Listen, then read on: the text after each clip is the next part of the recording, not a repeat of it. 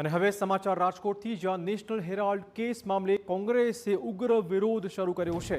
કોંગ્રેસે બેનર સાથે સૂત્રોચ્ચાર કર્યા છે અને વિરોધ નોંધાવ્યો છે।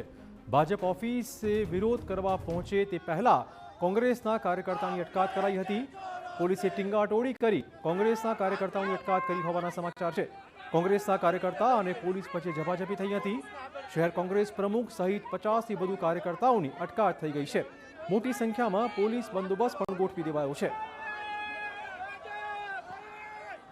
નેશનલ હેરાલ્ડ મામલે કોંગ્રેસ દ્વારા આજે વિરોધ પ્રદર્શન થઈ રહ્યું છે। આપને હું દ્રશ્યો બતાવવા માંગીશ કે જે કોંગ્રેસના કાર્યકર્તાઓ છે તેઓ અત્યારે ભાજપ કાર્યાલય ખાતે પહોંચી રહ્યા છે અને નેશનલ હેરાલ્ડ કેસમાં જે ચુકાદો આવ્યો છે, જે કોર્ટ દ્વારા ટિપ્પણી કરવામાં આવી છે તેને લઈને અત્યારે જે વિરોધ છે તે કરવામાં આવી રહ્યો છે। રાજદીપસિંહ છે, બાબુ શું કહેશો, શું વિરોધ છે?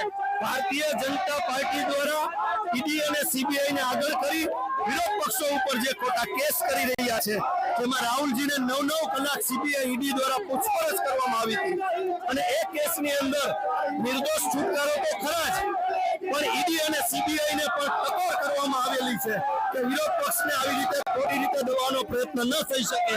આજે એના વિરોધમાં ભારતીય જનતા પાર્ટીના બિઝનેસ સેન્ટર ઉપર, કાર્યાલય નહીં બિઝનેસ સેન્ટર ઉપર સત્ય મેં જયતેના નારા સાથે રેલી કરી। પોલીસ બંદોબસ્ત મોટી સંખ્યામાં છે। ભારતીય જનતા પાર્ટી કોંગ્રેસથી ડરે છે, ડરપોક પાર્ટી છે એટલે પોલીસનો બંદોબસ્ત છે, પણ હમ ડરને વાલે નહીં છે।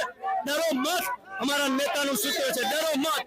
સ્પષ્ટપણે એટલે જે પ્રકારે તમે દ્રશ્ય જોઈ રહ્યા છો કે અત્યારે આજે પ્રકારે તમે ઘર્ષણના દ્રશ્યો છે તે પણ અહીં સામે આવ્યા છે કે જે કોંગ્રેસના કાર્યકર્તાઓ છે અને પોલીસ છે તે બંને વચ્ચે અત્યારે અહીં થઈ રહ્યું છે અને જે પોલીસ છે તે કોંગ્રેસના કાર્યકર્તાઓ છે તેમને અહીં જે ભાજપ કાર્યાલય સુધી આવે તે પહેલા જ તેમની અટકાયત છે તે કરી રહી છે। જે પ્રકારે તમે દ્રશ્ય જોઈ રહ્યા છો, કોંગ્રેસના જે કાર્યકર્તાઓ છે તેની વચ્ચે જે ઘર્ષણ છે તે અત્યારે જોવા મળી રહ્યું છે અને જે પોલીસ છે તે તમામ જે કાર્યકર્તાઓ છે તેમને ટીંગાટોળી કરી અને તેની અટકાયત છે તે કરી રહ્યું છે।